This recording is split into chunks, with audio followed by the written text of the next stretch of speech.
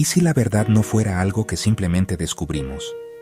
¿Y si las palabras con las que describimos el mundo no fueran ventanas transparentes hacia la realidad, sino herramientas humanas construidas para orientarnos dentro de ella?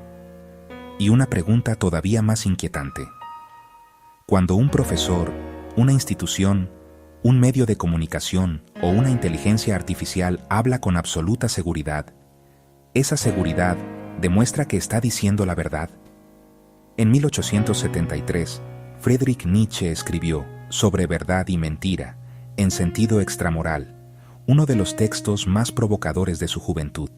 En pocas páginas, cuestionó tres creencias profundamente arraigadas: que el intelecto humano existe para conocer la verdad, que el lenguaje representa fielmente las cosas y que nuestros conceptos reproducen la estructura objetiva del mundo. Pero Nietzsche no se limita a decir que las personas mienten. Su pregunta es mucho más radical. Quiere saber cómo surgió nuestra necesidad de distinguir entre lo verdadero y lo falso. Quiere saber qué sucede cuando transformamos experiencias irrepetibles en palabras generales. Y quiere descubrir si aquello que llamamos verdad es una representación exacta de la realidad o una interpretación que, gracias al hábito, terminó pareciéndonos natural. La pregunta que guiará todo este recorrido será la siguiente. Cuando decimos que conocemos algo, ¿estamos descubriendo el mundo tal como es? ¿O estamos construyendo una manera humana de orientarnos dentro de él? ¿Qué importancia tendría toda la historia del conocimiento humano si la observáramos desde la escala del universo? Nietzsche comienza su ensayo con una fábula. Imagina un rincón remoto del cosmos. Allí, sobre un pequeño planeta, ciertos animales inteligentes inventan el conocimiento.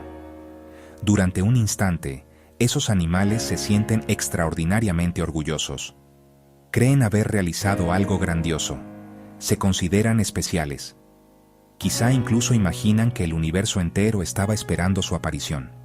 Pero poco después el planeta se enfría. Los animales desaparecen. Y el universo continúa como si nada hubiera sucedido. Nietzsche presenta aquel instante como uno de los momentos más arrogantes y engañosos de la historia universal. La escena parece simplemente literaria, pero cumple una función filosófica precisa: reducir la soberbia humana. Durante siglos, gran parte de la filosofía occidental había tratado la razón como un privilegio excepcional.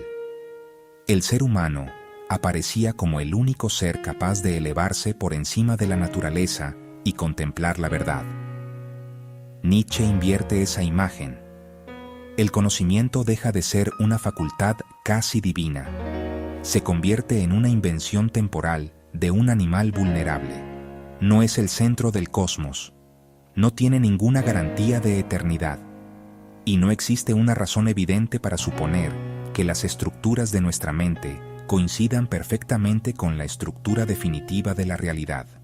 ¿Para qué sirve realmente la inteligencia? Nuestra respuesta espontánea sería: para conocer, comprender y resolver problemas. Nietzsche considera que esa respuesta es demasiado noble. Según él, el intelecto surgió como un instrumento de conservación. Otros animales poseen velocidad, fuerza, caparazones, garras, veneno o colmillos. El ser humano es físicamente vulnerable, pero puede anticipar, puede cooperar, puede calcular, puede esconder sus intenciones, puede representar un papel, puede persuadir, puede fingir que es más poderoso de lo que realmente es. El intelecto funciona como una estrategia de supervivencia. Y si nació para conservar la vida, entonces su primer criterio no tuvo que ser necesariamente la verdad. Pudo ser la utilidad. Aquí Nietzsche invierte el orden tradicional. Normalmente, imaginamos que primero descubrimos la verdad y después utilizamos aquello que aprendimos. Nietzsche propone el recorrido contrario. Primero, necesitamos vivir. Después producimos interpretaciones que nos permiten orientarnos. Y finalmente, llamamos verdaderas a algunas de esas interpretaciones. La pregunta incómoda es inevitable. ¿Una facultad configurada para ayudarnos a sobrevivir tiene que mostrarnos necesariamente el mundo tal como es? Pensemos en un mapa. Un mapa nunca reproduce todos los detalles del territorio. No incluye cada piedra, cada grieta, cada insecto, ni cada variación del suelo. Si intentara contener absolutamente todo, dejaría de ser útil. El mapa funciona porque selecciona. Conserva ciertas relaciones, elimina otras, reduce la complejidad para permitirnos actuar. Nuestra mente realiza una operación semejante. No procesa toda la información posible del ambiente. Destaca contrastes, regularidades, amenazas y oportunidades. La selección no es un defecto accidental, es una condición de la orientación. Pero aquí aparece una consecuencia inquietante. Una representación puede ser útil sin ser una copia perfecta de la realidad. No necesitamos conocer la esencia metafísica del fuego para alejarnos de él. No necesitamos una teoría completa de la gravedad para mantener el equilibrio. No necesitamos comprender toda la química de un alimento para reconocer que puede perjudicarnos. La utilidad suele aparecer antes que la explicación. Por eso Nietzsche relaciona el intelecto con fingir, ocultarse, persuadir y representar papeles. La inteligencia no sirve únicamente para demostrar teorías. También sirve para anticipar conductas, producir impresiones y justificar decisiones. El intelecto no es un espejo colocado frente al universo. Es una herramienta situada dentro de la lucha por la vida. El ser humano no utiliza el intelecto solamente para engañar a otros. También construye relatos sobre sí mismo. Seleccionamos recuerdos. Ordenamos retrospectivamente nuestras decisiones. Convertimos intereses particulares en principios generales. Reducimos contradicciones para mantener una identidad coherente. Muchas de estas operaciones no son completamente conscientes. Podemos creer sinceramente en una explicación que protege nuestra imagen personal. Podemos presentar una decisión como puramente racional, después de que hayan intervenido emociones, hábitos o temores que no reconocemos. Podemos interpretar un fracaso como una injusticia externa y un éxito como consecuencia exclusiva de nuestro talento. El intelecto no siempre revela las fuerzas que producen una decisión. En ocasiones, fabrica una explicación aceptable después de que la decisión ya fue tomada. Esto no significa que todo razonamiento sea una mentira. Significa que nuestra relación con la verdad está atravesada por necesidades psicológicas, sociales y vitales. Queremos comprender, pero también queremos conservar una imagen soportable de nosotros mismos. Queremos conocer, pero también queremos evitar aquello que amenaza nuestras convicciones. Y esto nos conduce a un problema decisivo. Si el intelecto está tan vinculado con la apariencia y el fingimiento, ¿por qué las sociedades valoran la verdad? ¿Por qué castigamos al mentiroso? Nietzsche añade una observación provocadora. Muchas veces no rechazamos el engaño porque amemos la verdad de manera absoluta. Rechazamos las consecuencias perjudiciales de ciertos engaños. Aceptamos una novela, aunque sepamos que sus personajes nunca existieron. Disfrutamos una obra teatral, aunque sepamos que los actores están representando papeles. Utilizamos metáforas que, tomadas literalmente, serían falsas. Decimos que el tiempo vuela, aunque no tenga alas.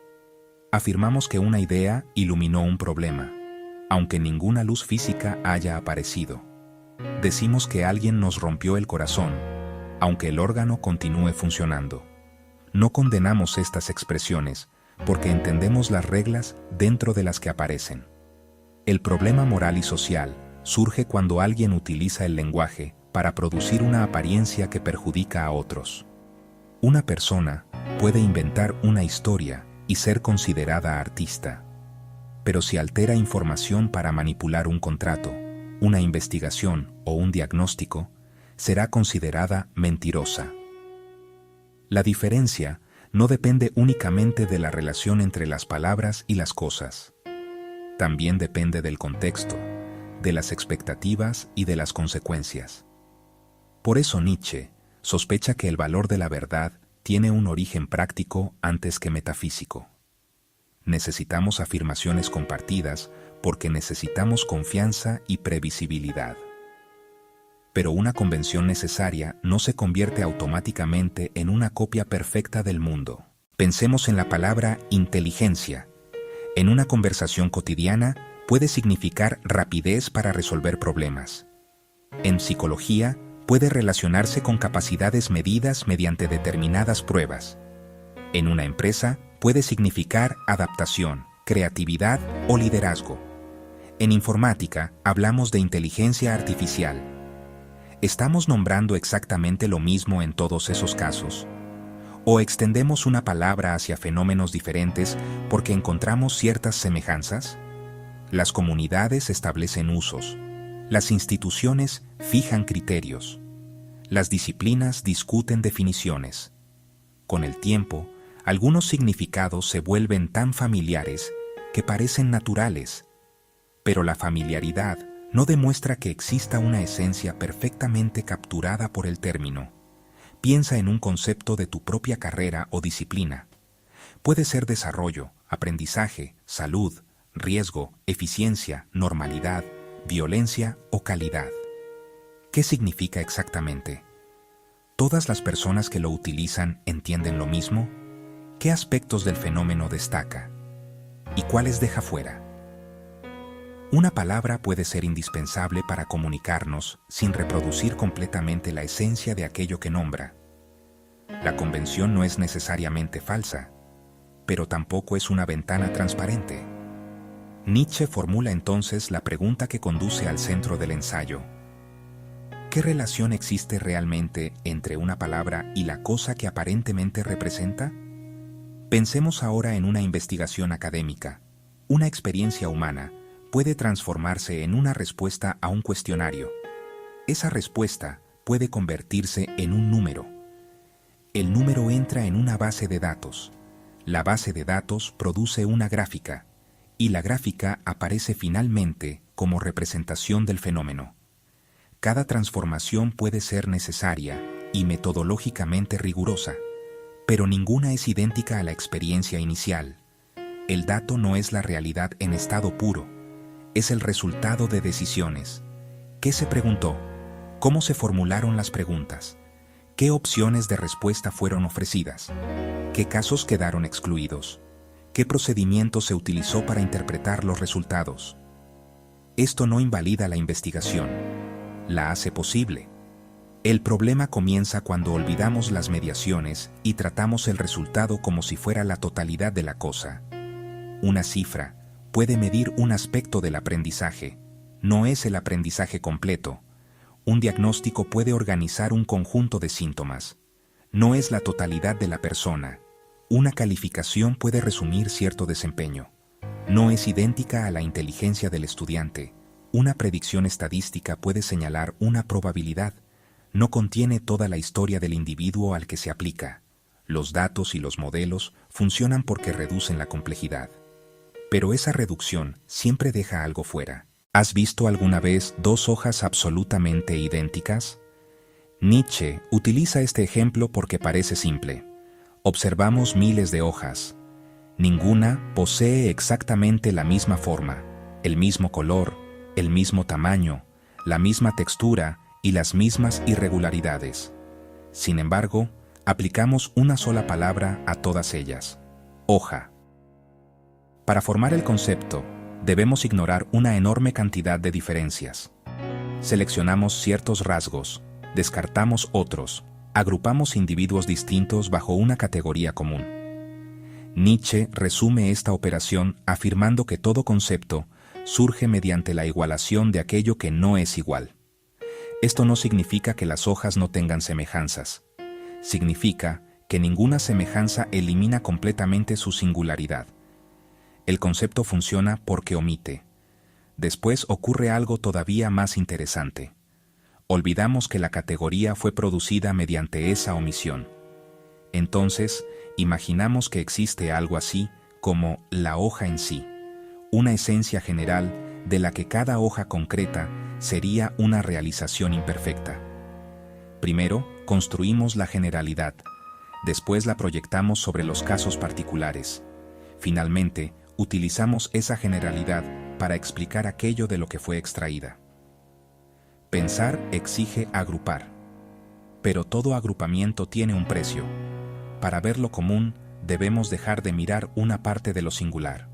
El problema atraviesa todas las disciplinas. ¿Qué significa inteligencia? ¿Qué cuenta como normalidad? ¿Qué es una sociedad desarrollada? ¿Qué es bienestar? ¿Qué es una enfermedad? Cada concepto reúne fenómenos diferentes. Cada definición selecciona criterios. Y cada criterio tiene consecuencias. Supongamos que definimos la inteligencia mediante el resultado de una prueba. La prueba mide determinadas capacidades bajo condiciones específicas.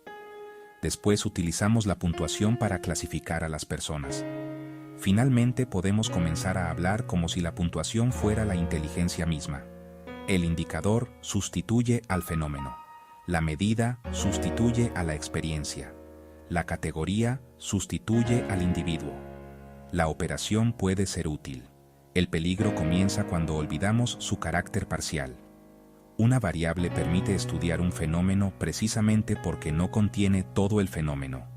Investigar exige reducir complejidad, pero investigar críticamente exige recordar que la hemos reducido. Una persona puede coincidir con el promedio de un grupo sin reducirse a ese promedio. Un estudiante puede obtener un resultado bajo y poseer capacidades que la evaluación no registró. Un paciente puede ajustarse a una categoría clínica sin quedar agotado por ella. Una predicción puede indicar lo probable sin determinar necesariamente lo que ocurrirá. Una clasificación puede ser correcta dentro de sus reglas y continuar siendo insuficiente para comprender aquello que clasifica. Después de cuestionar el intelecto, la sociedad, las palabras y los conceptos, Nietzsche pregunta, ¿qué es entonces la verdad? Su respuesta es una de las frases más conocidas de la filosofía moderna. La verdad es una hueste en movimiento de metáforas, metonimias y antropomorfismos, y añade, las verdades son ilusiones de las que se ha olvidado que lo son. La formulación es provocadora, pero no significa que una verdad sea idéntica a una mentira consciente. Las ilusiones de las que habla Nietzsche son construcciones que han perdido la memoria de su construcción. Comienzan como relaciones humanas con el mundo. Después, se expresan mediante imágenes y sonidos. Las palabras se estabilizan socialmente. Los conceptos se convierten en convenciones obligatorias. Finalmente, olvidamos el proceso que los produjo. Nietzsche utiliza la imagen de una moneda desgastada. Imagina una moneda que ha circulado durante tanto tiempo que su figura original desapareció. Ya no distinguimos el rostro, el símbolo, ni el momento histórico en que fue acuñada. La moneda continúa circulando, sigue teniendo valor, pero ya no percibimos su origen. Algo semejante ocurre con las palabras. Se utilizan durante generaciones hasta que dejan de parecer construcciones humanas y parecen unirse naturalmente a las cosas. Aquí aparece la objeción que podría destruir todo el argumento. Si Nietzsche afirma que las verdades son construcciones, su propia teoría también debe ser una construcción. Si todo conocimiento es una interpretación, su filosofía también es una interpretación. ¿No se contradice? La primera respuesta se encuentra en la forma del ensayo. Nietzsche no escribe como quien pretende demostrar un teorema definitivo. Comienza con una fábula. Utiliza ironías. Habla de animales arrogantes, monedas desgastadas y arquitecturas conceptuales. Su escritura no intenta esconder su carácter figurativo, lo exhibe. Nietzsche sabe que él también necesita palabras, conceptos y metáforas. Su texto practica aquello que describe. La segunda respuesta exige distinguir dos posiciones. Una sería afirmar que no existe ninguna verdad y que todas las opiniones tienen exactamente el mismo valor. Otra muy distinta sería sostener que todo conocimiento humano está mediado por perspectivas, lenguajes, instrumentos y conceptos. Nietzsche se acerca mucho más a la segunda posición. Criticar una verdad completamente separada de toda perspectiva no significa considerar equivalentes una investigación rigurosa y una falsificación deliberada. Conocer siempre significa observar desde algún lugar. pero no todas las posiciones son igualmente rigurosas. Esta respuesta filosófica resuelve una parte del problema, pero queda una cuestión empírica. ¿Pueden las palabras modificar realmente la manera en que razonamos? En 2011, Paul Thibodeau y Lera Boroditsky publicaron 5 experimentos sobre metáforas y toma de decisiones. Presentaron a distintos participantes un informe sobre el aumento del crimen en una ciudad ficticia. En una versión, el crimen era descrito como una bestia, en otra, como un virus. Los datos principales eran los mismos. Lo que cambiaba era el marco metafórico.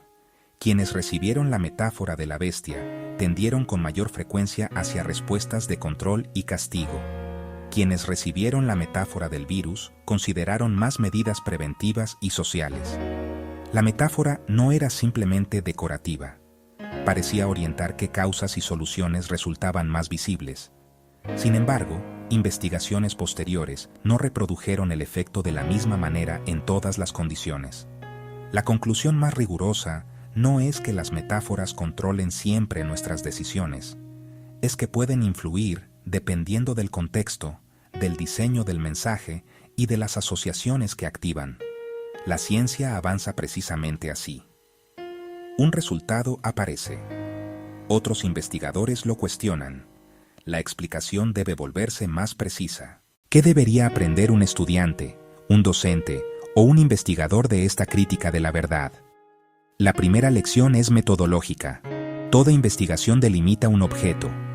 Para estudiar un fenómeno debemos decidir qué observar, qué medir, qué comparar y qué excluir.